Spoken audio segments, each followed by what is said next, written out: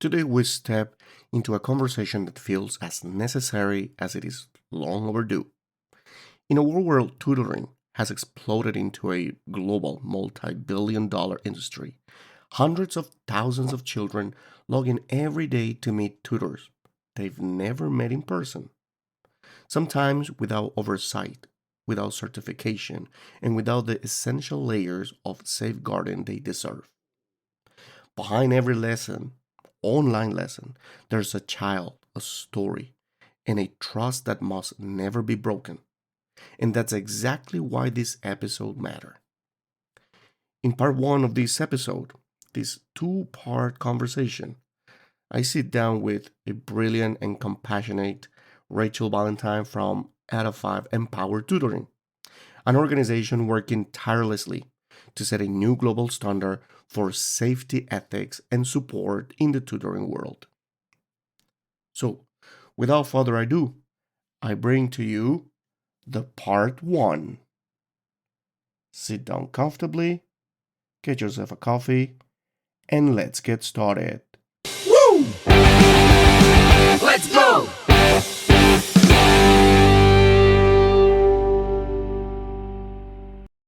Hi, so I'm Rachel. It's really lovely to meet you, and thank you so much, Mike, for having me. I am the CEO and founder of a tutoring business called Edify and Empower. We work with students internationally from ages 4 to 18 across the full spectrum of the curriculum. And our project this year is working on safeguarding and ensuring that our safeguarding practice is not only compliant with the recommendations from the industry leaders, but also goes above and beyond to really protect the families that we work with, the tutors, and all stakeholders in the business. That sounds really good. So, Edify Safeguarding Initiative. Yes, Is so it something like, Edify, sorry. go ahead.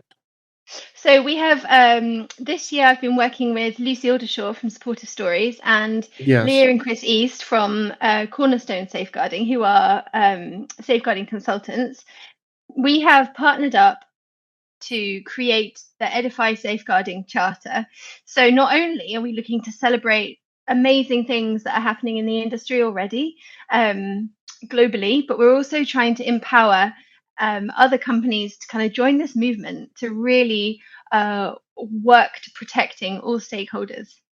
That sounds really good. Actually, well, that part of the cornerstone. I mean, they're like the big company here, right? And then you got your own company, Edify, with you two actually do exactly the same thing. Or Cornerstone is supporting your company in this case. How is it? Could you please say that again? So there's actually there's four parts of the partnership. There are Leah and Chris East, who are full-time safeguarding consultants. They work globally with a variety of companies from super huge to new startups, consulting on all things safeguarding. There's myself. I am the director and CEO of Edify and Empower Tutoring. So I am kind of the living case study of implementing these new safeguarding initiatives that we're trying to create the blueprint within the industry. We also have Lucy Aldershaw, who from Supportive Stories, who brings the very much the safer recruitment element to the mix. And then finally in the fold we have Katie Stone from Elevated Support. She is a full-time virtual assistant for a variety of education companies, but she's an expert in AI. So we're covering both online, digital, and in-person the full repertoire of platforms through which tutoring happens. That sounds a really good job there. Oh my goodness. So this is actually something about the safeguarding initiative and all that, what you've been telling me now. But Yes. what was the moment? What was the moment that made you realize the tutoring industry needed safeguarding reform? When I was setting up my tutoring business at the end of April, I was looking to make sure I was on the DBS update service, and then I started thinking, well, I'd really like to work with a maths tutor. So I started looking into finding a maths tutor to work with me. I'm an Yeah. English teacher by trade, and I wanted to be able to offer another subject within the curriculum. And I was completely dumbfounded by how many teachers were offering their skills online, but they had zero credentials, they had zero Mhm. teacher training, they had no safeguard training, they didn't have a DBS, they didn't have anything to back up their self-proclaimed title as a teacher or tutor. And that really gave me the heebie-jeebies, because I've got two little children. I've got a 5-year-old and a 3-year-old, Eddie and Ollie, two little boys. Mhm. And I thought, no way would I ever let my child be in a room with a complete stranger for whom I hadn't seen the credentials.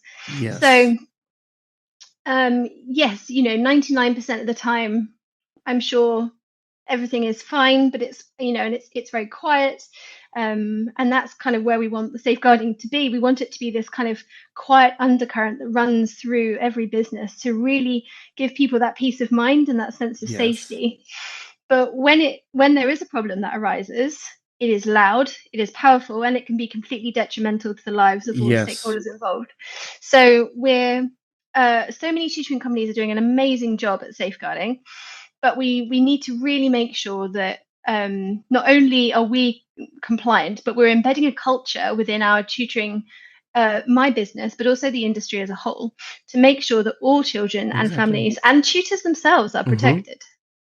Exactly. You know what you're telling me right now is like, yes, this is exactly what, well, you actually just hit the nail. Because, you're an English teacher. You said you're an English teacher and you're actually going through Yes. this math stuff as well and all that. And I've been noticing that you've been actually posting things about IELTS as well. So you're also like Yes. IELTS trainer. That's something really Yes. amazing. But what you're saying right now, I really love it, because this is one of the biggest problems that we actually facing in the industry right now. It's I mean, it's not that I just want to say, hey, you know what, let's go against the people that want to have a job or something like it. No, everybody can have a job. Everybody can. If you like teaching, why not?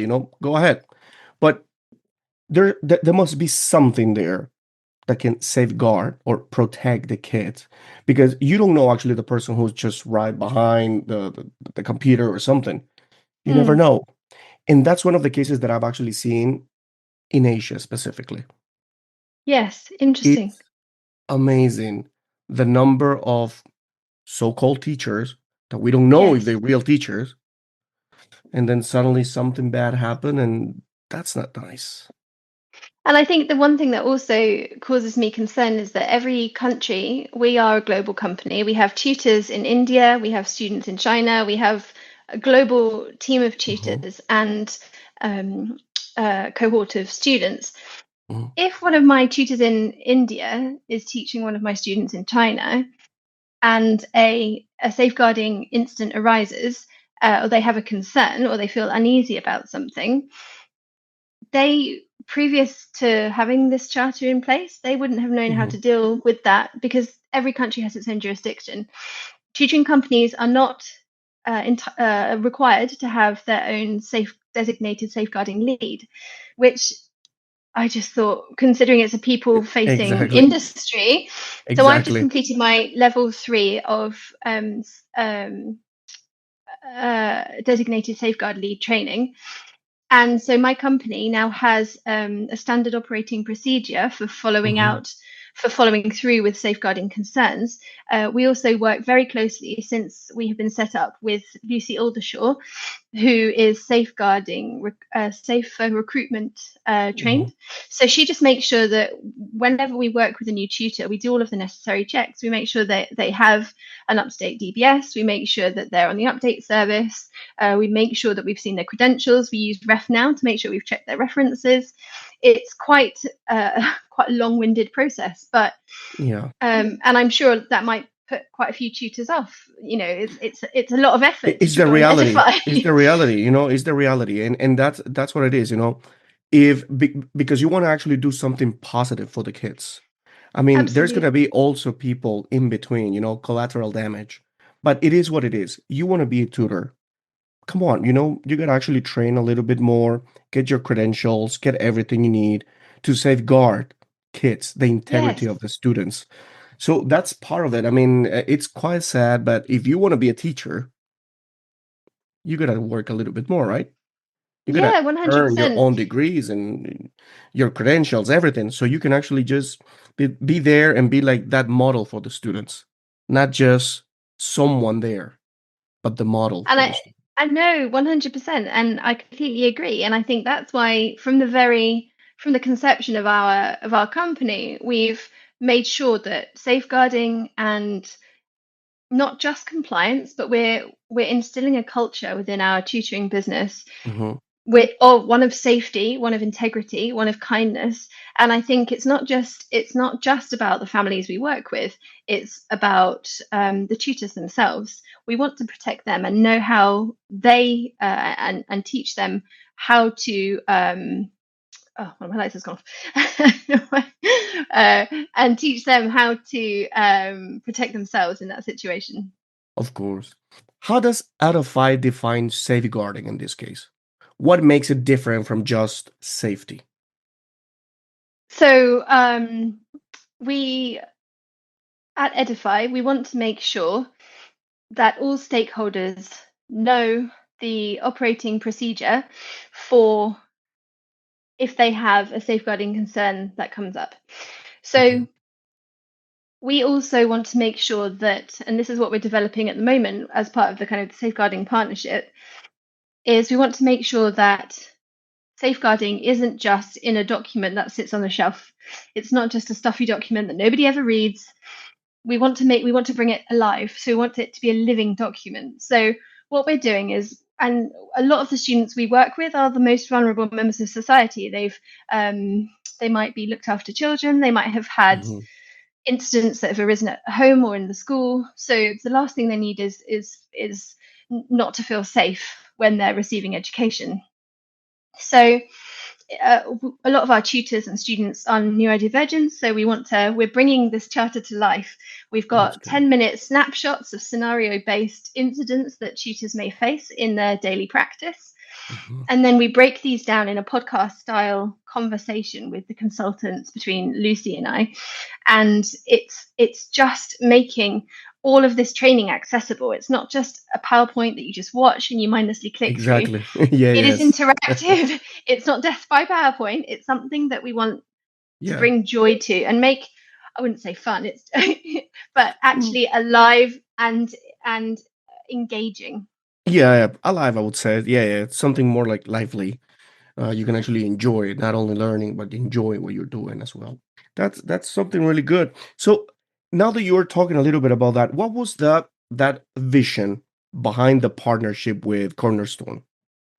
And what are some of the early milestones that you can actually witness or something? So I was having a conversation with Leah and Chris East. I met Chris on through LinkedIn, and then a random Sunday I bumped into him at my church, and I thought, oh my goodness, I know you. And then from there we had coffee. Him and his wife Leah. So Chris and Leah East run Cornerstone Safeguarding. That is their bread and butter. Um, and we started thinking, well, how can parents actually verify whether a tutor has sort of safeguard training or a proper background check, especially if they're meeting them That's the online million and dollar question. Yes. they're in a different country. So I think we really want to encourage parents to ask to see an up-to-date safeguarding certificate, such as a disclosure and barring service, the DBS. If they're an international student, international teacher, they might have a police check, background check, and proof of safeguarding or child protection training before any sessions begin. So this Exactly. applies equally online and in person. So many platforms now offer digital verification tools, such as referring to safeguarding passports, and there's organizations like Safeguard Me. These give instant access to Mhm. authenticated checks and qualifications. Beautiful. That's beautiful. So it's really fascinating that tutoring, a space built on trust, can still lack a formal protection system. Why do you think the industry hasn't been actually regulated sooner? I think the since COVID, where a lot of the learning was taken online, Hmm. tutors and teachers and students become far more comfortable with learning online. and that's both got its kind of positives and its drawbacks. And I think it's breaking down a lot of the barriers to education that a lot of students would have historically faced. But again, with all those benefits, there do come Yeah. far more risks. Um, so I think it's that accessibility.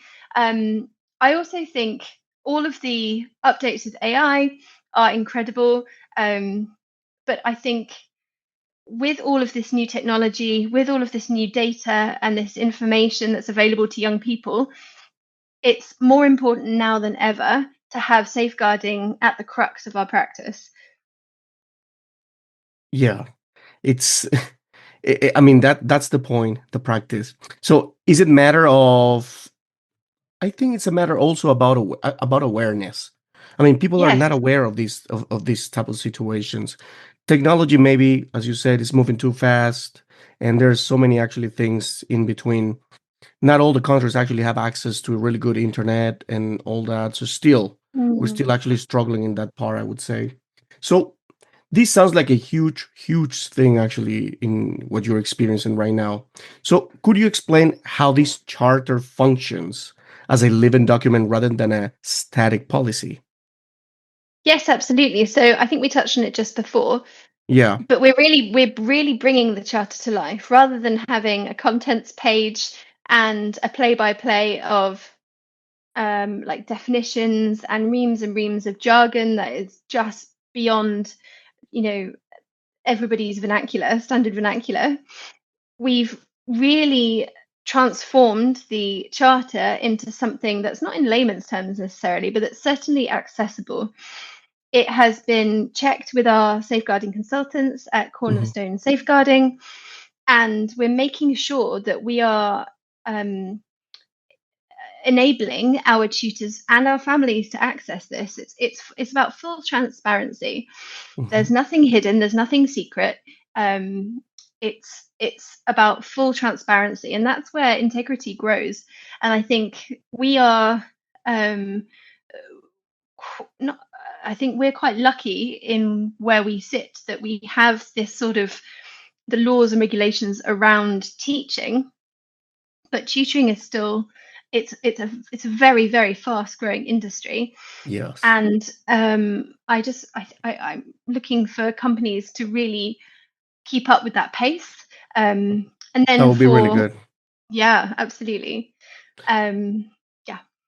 I'll totally agree with that. I hope actually all the industry actually start like paying more attention to this. I think it's really necessary right now. And how do you measure whether these scenarios are changing behavior? I think it's constant having this kind of feedback within, and that conversation with our tutors and our families, really making ourselves accessible, not to the point of kind of irritation, but having an open invitation to our families and our tutors that if they ever have a concern, there is somebody there to speak to, and making sure that we have a safeguarding procedure in place to make sure if anything occurred, Mhm. then we would have the means to address that as quickly and as efficiently as possible. That sounds good. That sounds like you have everything ready. So, have you ever, now that you have these lessons in China as well, have you talked to parents about it, or have you actually spread the word with them? Yeah, so we're starting to have a lot of conversations with our parents, just making sure that How are they they're. feeling? I think they're actually. I'm surprised how receptive they are to this, because we really communicate that this is for the betterment of their child and for their Mhm. child's welfare. Both the families and the tutors and ourselves, kind of in the management leadership team, we want to really make sure that we have this culture of kindness and care and safety. And because the families have, they know that we are on their side, but at the same time, we know how to pick up red flags. So, for Yeah. example, um, if there's a red flag that suggests a tutor or sort of a platform that like Zoom or whatever function that they're using isn't taking safeguarding seriously, then we have that conversation. So if we're looking to recruit a tutor and they don't have a DBS certificate or verified background checks, we won't work with them. If they have missing or vague or inaccessible safeguarding policies, as a company, we know that families won't work with us. If we have poor communication or lack of clarity about how the sessions work and the protocols and the forms of communication, for example, all the parents and the children over 12, if they have a mobile device, we have a common WhatsApp group, which myself or one of the other team of directors would have a look at and be part of. We won't necessarily comment. It's just that clarity and transparency. Of course. A tutor who leaves parents feeling that they must ask basic safeguarding questions is again a red flag. If we have somebody who's looking to work with us but they're reluctant to share their references, again, huge red flag. That's a big one. And 100%. And I think if somebody isn't forthcoming with information or they're dismissive, if they're dismissive in their responses to kind of safety related queries, huge red flag. Yes, definitely. But I think it's just any tutor who doesn't proactively explain their safeguarding their processes should be approached with caution. It's kind of the first advice that I would offer to our families. That sounds good. So it's powerful to see that ethics and education intersect this way. As teachers, we often talk about the whole child, but we rarely talk about the protected child. Yes. That's something that is missing there. Absolutely. And I think if something feels wrong, parents should stop sessions immediately. There's no obligation for you to continue with the tutoring if anything feels not quite right. And make sure you write down all details that while they're fresh in your mind. And depending on the seriousness of that concern, you can either contact if the tutoring company has a safeguarding lead, again, very, very important, or at least in the UK, the local authority safeguarding teams or children's social care, the LADO. The child's safety is a priority, and we need to make sure that people feel comfortable reporting through channels like official channels rather than confronting the tutor directly. That's why people like the designated safeguard lead are in place, so that they don't have to have those difficult conversations. So it takes away that feeling of unease. Good. I like that one. Now, why don't we just move on to neurodiversity and inclusion? Yes. So one of the things that really moved me during our meeting before was your focus on neurodivergent learners. So how does Edify train tutors to work with children who have ADHD, for example, or dyslexia or autism? So we're in the process of partnering with Hayes. Now, Hayes are an online training provider or CPD provider for teachers and tutors. So for no additional cost to our tutors, we make sure that they have access to this continuing professional development. It's super good. I also work closely with Keynote Educational. I provide teacher training for them. So anything that I use for my teacher training, I then can put onto our tutor kind of database, our shared area, so that they can have a look through those resources. But I think making sure that all of the online tutoring environments are neutral and communal, so there's no contention. So if it's not quite to your question, but making sure that tutors are aware that there's a neutral communal space when the tutoring session happens. It shouldn't happen in a bedroom. No personal private items should be on camera. You can see my background is blurred. No secure logins or controlled. So everybody should have a secure login to the computer or device and controlled access to that. All sessions should be pre-agreed, and sessions should be recorded with consent for transparency. So all of our tutors send their lessons that have been recorded to us. They share the recorded Zoom lesson with us. And we do sort of drop-ins. So we can drop into any of the sessions at any point. And there's that openness and transparency to make sure everyone's on the same page. That sounds good. That sounds good there. But how are you planning to like work well? Because this is something that like it's really specific, and it's really Yes. let's see. I don't want to put like too negative words, but it's hard actually to deal with ADHD, just like in person in a classroom, but online it's gonna be a little bit different as well. So how do you plan to like manage that situation? So when we're working with students with neurodivergent students, we make sure that we incorporate rest breaks into our lessons.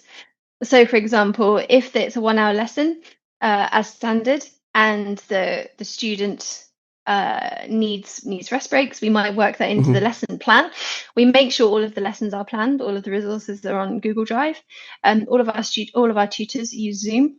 We also have, after every single lesson, we make sure we have a report with the learning objectives, what went well, even better if, and then the next steps.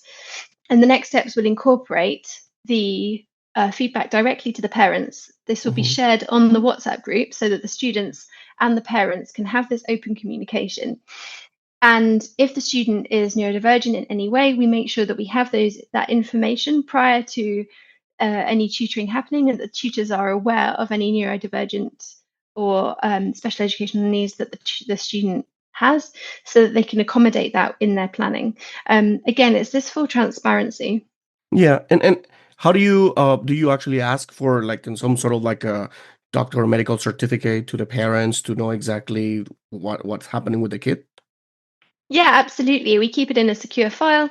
It's managed by our onboarding team, and they just make sure that everything is filed. We're GDPR compliant, um, and we just make sure that if the tutor needs access to that, or they have a question, that we are Mhm. accessible and they can speak to us about their concerns.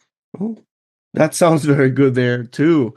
It's actually good that you keep the channel, the communication channel um, around everyone, like parents, Yes. teachers, consultants. This one, everybody needs to be aware of what the teacher is doing, all the work that it's being done.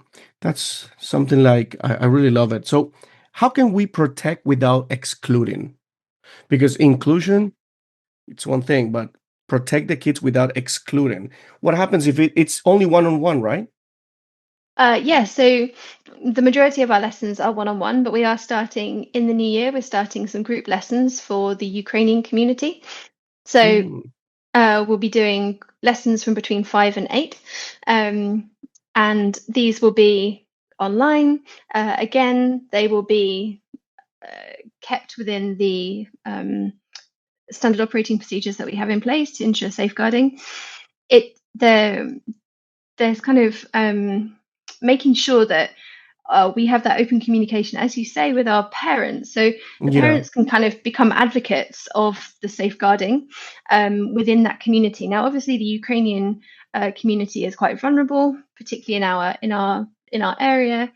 Yeah. So making sure that sharing resources and ensuring we have mindfulness and awareness of sensitivities, cultural sensitivities, Exactly.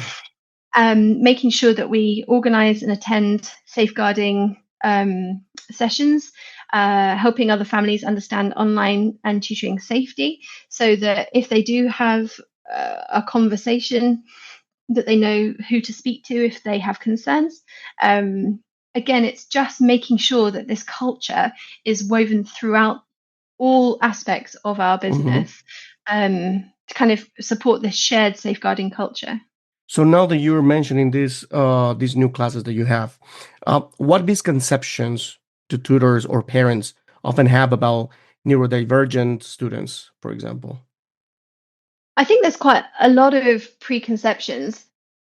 Um, I think there's a concern that students, if they're having lessons online, would struggle to focus. Hmm. There's concerns that they won't do their homework. So what's the point in sort of setting it in the first place?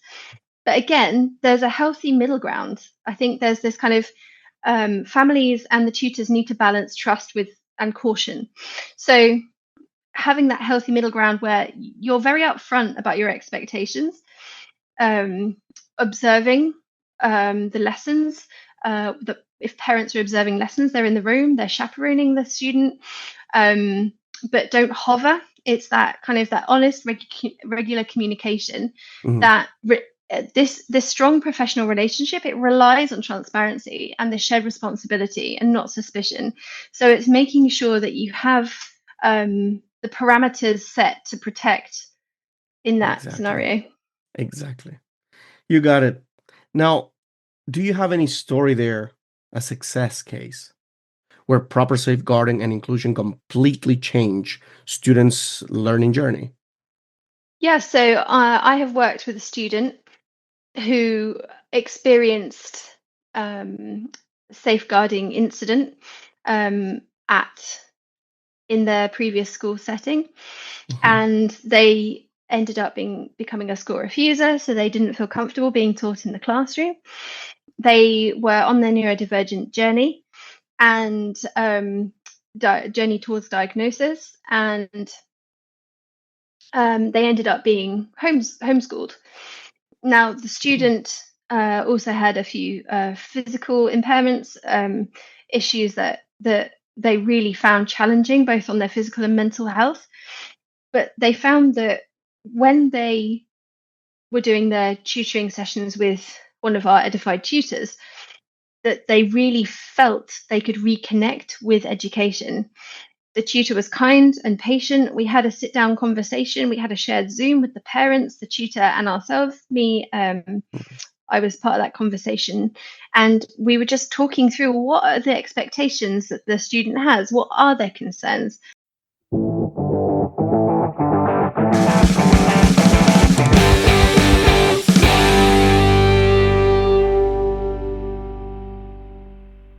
What a powerful beginning to this two-part journey. In this first chapter, Rachel helped us pull back the curtain on an industry built on trust, yet often lacking the systems needed to protect that trust.